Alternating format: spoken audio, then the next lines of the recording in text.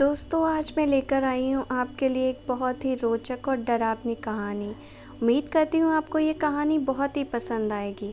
ये कहानी एक पॉडकास्ट के रूप में होने वाली है, इसीलिए आप बस सुकून से बैठकर अपने कानों में एयरफोन लगाना बिल्कुल भी ना भूलें।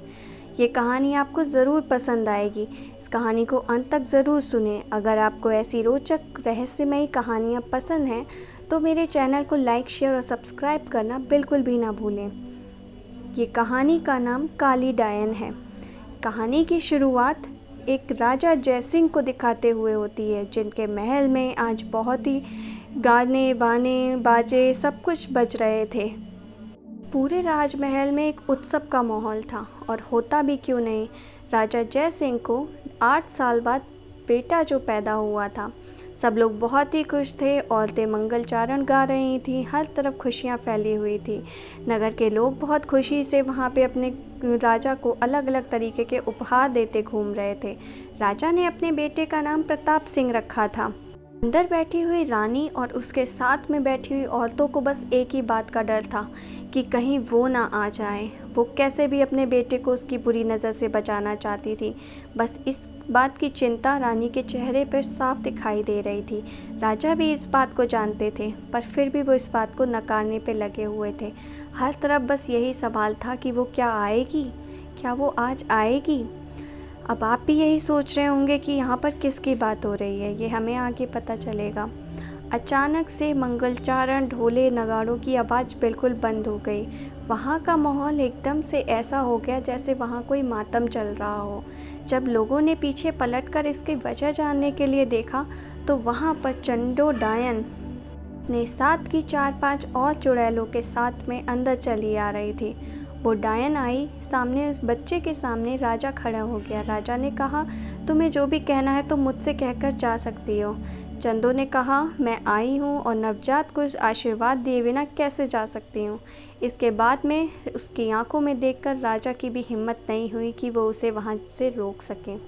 चंदो ने अंदर जाके प्रताप को देखा और बहुत ही मुस्कुरा कर बोली, बहुत ही खूबसूरत बेटा हुआ है राजा तुम्हें। दुआ करती हूँ इसकी उम्र बहुत ही लंबी हो। इतना कहकर चंदो अपने साथियों के साथ वहाँ से चली गई। उसके जाते ही सब लोग बहुत ही मायूस हो गए। अब सब लोग जानते थे कि राजा जय सिंह के बेटे के साथ में क्या होने वाला है।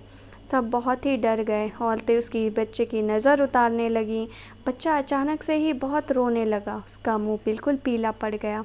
राजा ने तुरंत ही वैद्य को बुलाया, पर कोई भी चीज़ कारगर नहीं हो रही थी। राजा बहुत ही परेशान हो गया।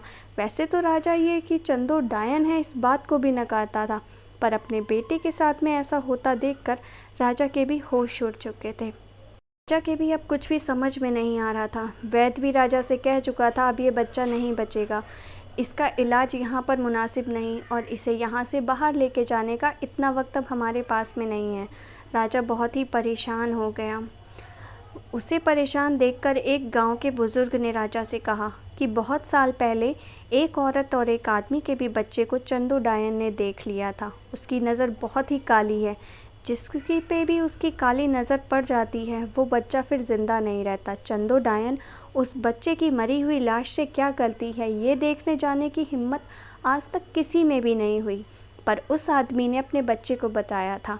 राजा जयसिंह बहुत खुश हो गए। उन्होंने पूछा, आप मुझे बताइए, मैं अपने बेटे के लिए कुछ भी करूँगा। बुजुर्ग ने कहा कि जब तुम्हारे बेटे की मौत हो जाए, उसे जैसे दफनाया जाता है वैसे ही जाके दफना के आ जाना, और उसके बाद में वहीं बैठकर चंदो चुड़ैल के आने का इंतज़ार करना। राजा ने बिल्कुल ठीक वैसे ही किया। वो जाकर अपने बेटे के लाश को दफना के आ गया। सब लोग यही मान रहे थे कि वो मर चुका है।